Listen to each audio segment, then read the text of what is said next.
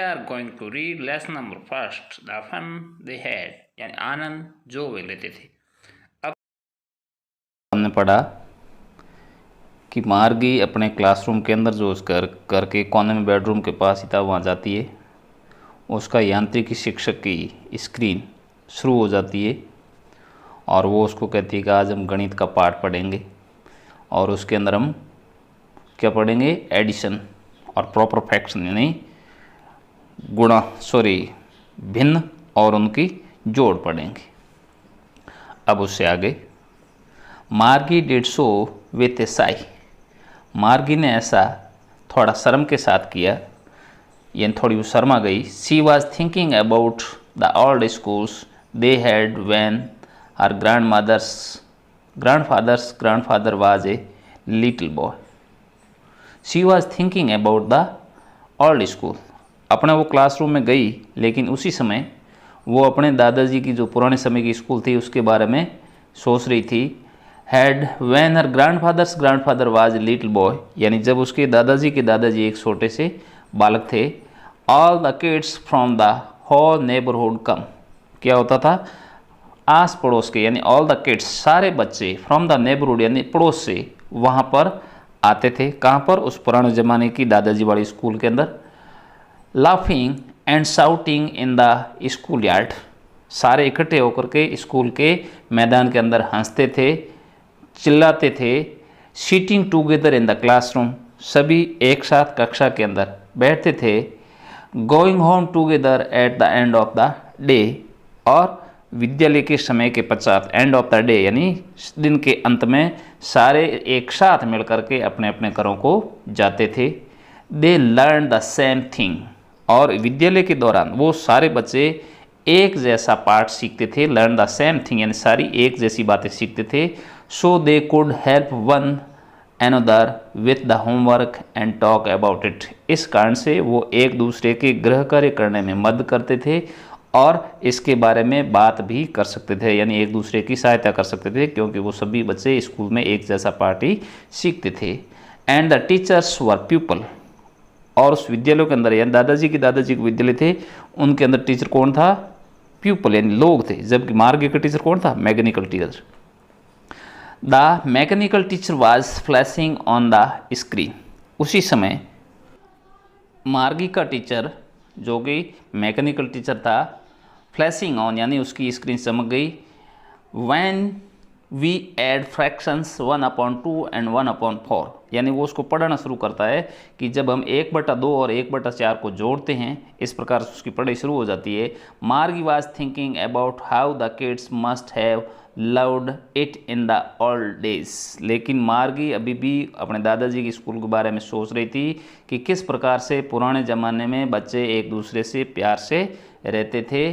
She was thinking about the fun they had, और वो उनके आनंद के बारे में सोच रही थी, यानी उसके दादाजी के ज़माने में बच्चे किस प्रकार से विद्यालय में एक साथ खेलने कूदने पढ़ने का, एक दूसरों के होमवर्क में सहायता करने का आनंद लेते थे, लेकिन मार्गी को इस प्रकार का आनंद प्राप्त नहीं हो रहा था।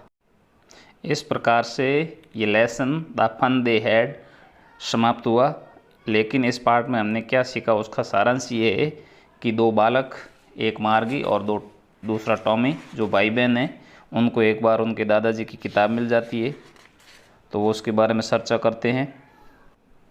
वो किस किताब के बारे में चर्चा करते हैं, जिसके बारे में दादाजी ने अपने ज़माने के विद्यालय के बारे में लिखा, लेकिन मार्गी को विद्यालय के बारे में अच्छा नहीं लगता था, क्योंकि उसका टीचर मैकेनिकल था, हमेशा समय पर उसको पढ़ना पड़ता था। वो एक कमरे में बैठी बैठी उस टीचर के सामने पढ़ने से उब गई थी। इसी बीच एक दिन मार्गी का मैकेनिकल टीचर ख़राब हो गया, तो उसने सोचा कि अब मुझे कई दिन पढ़ाई से राहत मिल जाएगी, लेकिन ऐसा हुआ नहीं।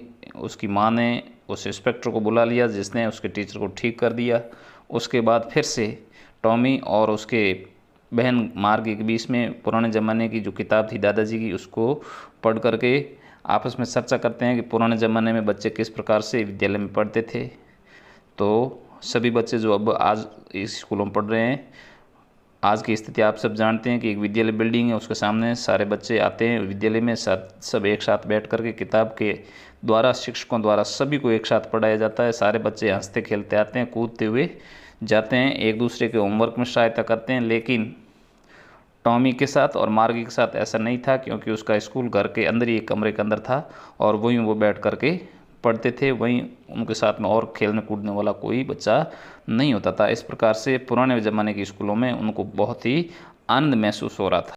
इस प्रकार से द फन दे हैड ये कहानी पूरी होती है। अब आएंगे इसके पाठ के प्रश्नोत्तर, लेकिन इससे पहले आप इस वीडियो को लाइक सब्सक्राइब ज़रूर कर लीजिए, ताकि सारी कक्षा के पूरी वीडियो आपको आने वाले समय पर मिलते रहें और सभी पाठों के प्रश्नोत्तर आपको कराए जाएँ।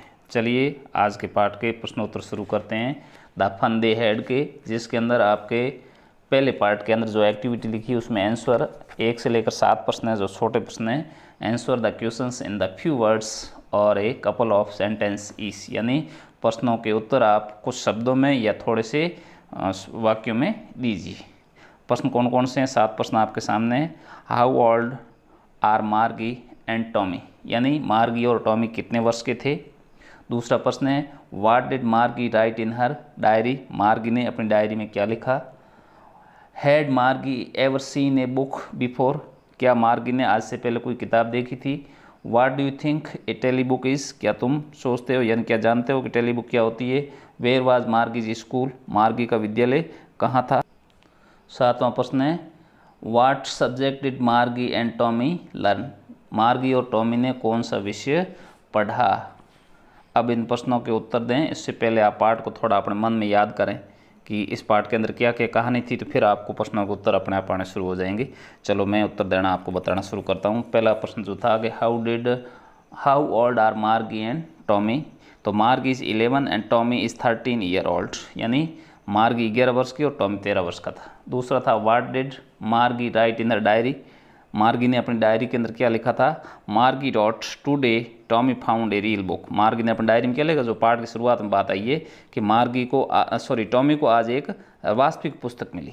तीसरा प्रश्न हैड मार्गी ever seen a book before, क्या मार्गी ने आज से पहले कभी कोई पुस्तक देखी थी, तो नो मार्गी had never seen a book before, नहीं मार्गी ने आज से पहले कोई इस प्रकार की पुस्तक नहीं देखी थी। चौथा प्रश्न था what things about the book did she find strains, यानी किताब के अंदर उसको अजनबी बात क्या लगी, तो मार्गी found is strains that words print on a book stood still instead of moving the way they did on screen, यानी मार्गी को लगा कि उसने किताब में जो पढ़े शब्द वो ज्यों के त्यों पढ़े थे जैसे उसने पहले देखे थे, लेकिन जो मार्गी की किताबें जो होती थी वो टेली बुक यानी कंप्यूटर की स्क्रीन पर आती थी, वो उसके अंदर शब्द रुकते नहीं थे। She also found it odd that the words on a page always remained the same at the first time, यानी उसको ये भी लगा कि जैसा उसने पहली बार देखा था शब्द ज्यों के त्यों अब भी पड़े हुए हैं, लेकिन कंप्यूटर की स्क्रीन पर ऐसा नहीं होता था। They were read besides the ideas that someone would write a book about school the itself strange for Margie, इसी प्रकार से कोई आदमी किताब स्कूल के बारे में लिखे, इस प्रकार का विचार भी उसे इस तरह से अजनबी लगता था, अनजाना लगता था। 5वां प्रश्न था what do you think a telebook is, आप एक टेली बुक के बारे में क्या सोचते हैं। A book that can be displayed on a screen is called telebook, यानी वह पुस्तक जो पर्दे पर दिखाई देती है जैसे कंप्यूटर वगैरह का पर्दा होता है तो उसको टेली बुक कहते हैं। नेक्स्ट क्वेश्चन था वेयर वाज मार्गी स्कूल, मार्गी का विद्यालय कहाँ था। Did she have any classmates, क्या उसके भी साथ में पढ़ने वाले यानी कक्षा में पढ़ने वाले सहपाठी थे। तो मार्गी का विद्यालय कहाँ था, हमने पाठ में पढ़ा कि उसके घर के अंदर ही बेडरूम के पास था, तो उत्तर होगा Margie's school was in her home itself right next her bedroom, यानी उसकी घर के अंदर बेडरूम के ठीक दाईं तरफ था। और no she did not have any classmates, और न ही उसके कोई सहपाठी था यानी कोई उसके साथ पढ़ने वाला नहीं था।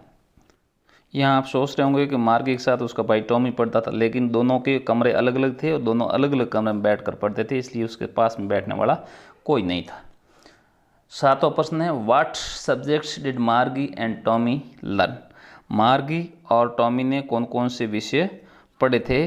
तो मार्गी and Tommy learn geography, history and arithmetic, यानी मार्गी और टॉमी ने भूगोल, इतिहास और अंकगणित विषय पढ़े थे। कहाँ पर पढ़े थे भाई? उसी के घर के अंदर एक साइड के अंदर कमरा था, क्लासरूम, जिसको विद्यालय के नाम से जानते थे। उसी के अंदर बैठ करके उस मैकेनिकल टीचर से उन्होंने ये विषय पढ़े थे। अब इस प्रकार से पहले पार्ट के प्रश्न पूरे हुए। अब दूसरे पार्ट के प्रश्न शुरू होते हैं, जिसके अंदर answer the following with reference to the story, यानी नीचे लिखे गए प्रश्नों के उत्तर पाठ के संदर्भ में दीजिए। जो कहानी आपने पढ़ी है उसके संदर्भ में दीजिए। प्रश्न क्या है? I would not now throw it away, मैं इसको फेंकना नहीं चाहता।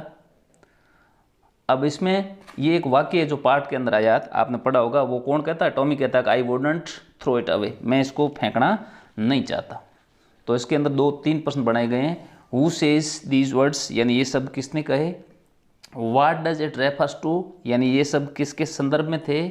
और what is it being compared with by the speaker, और लेखक ने इनकी तुलना किससे की है। तो ये जो पहला वाक्य I wouldn't throw it away, इसके अंदर फर्स्ट क्वेश्चन था हु सेज दीज वर्ड्स, ये शब्द किसने कहे। तो टॉमी सेड दीज वर्ड्स, ये उत्तर टॉमी ने दिया था, यानी ये शब्द टॉमी ने कहे थे। What does it refer to, ये किससे संबंधित है। It refers to the television screen on which you could read over a million books, यानी टॉमी ने वो अपनी टेलीविज़न पुस्तक के लिए कहा था, टेलीविज़न की स्क्रीन के लिए कहा था कि मेरी टेलीविज़न की स्क्रीन पर हज़ारों लाखों पुस्तकें आ सकती है और मैं उसको पढ़ सकता हूँ, और इसको फेंकने की ज़रूरत नहीं है क्योंकि इसके दूसरे भी पढ़ सकते हैं। लेकिन जो रियल बुक है वास्तव में उसको तो एक व्यक्ति पढ़ करके फाड़ करके फेंक देता, वो कोई काम की नहीं है। लेकिन मेरे टेलीविज़न की जो स्क्रीन है वो बहुत काम की, मैं इसको नहीं फेंकूँगा।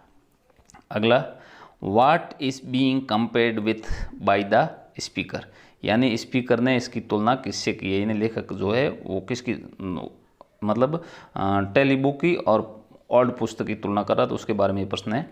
Tommy is comparing the television screen to be the real book in earlier times in which words were printed on paper. Tommy अपने जो टेलीविज़न था जिसके ऊपर वो पढ़ता था, उसकी टेली स्क्रीन की तुलना पुराने ज़माने की पुस्तकों से करता है जिसके ऊपर शब्द छपे हुए रहते थे। He thought that after reading such books one would have to throw them, और वो सोच रहा था कि ऐसी किताब जो एक बार पढ़ने के बाद शायद लोग फेंक देते होंगे। However, he would never have to throw away his telebook.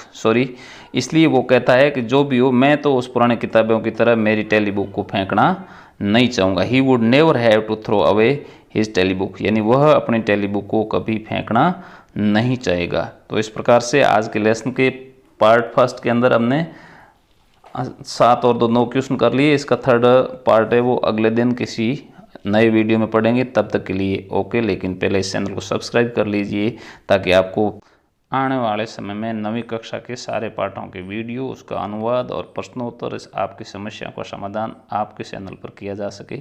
इसलिए इस वीडियो को सब्सक्राइब जरूर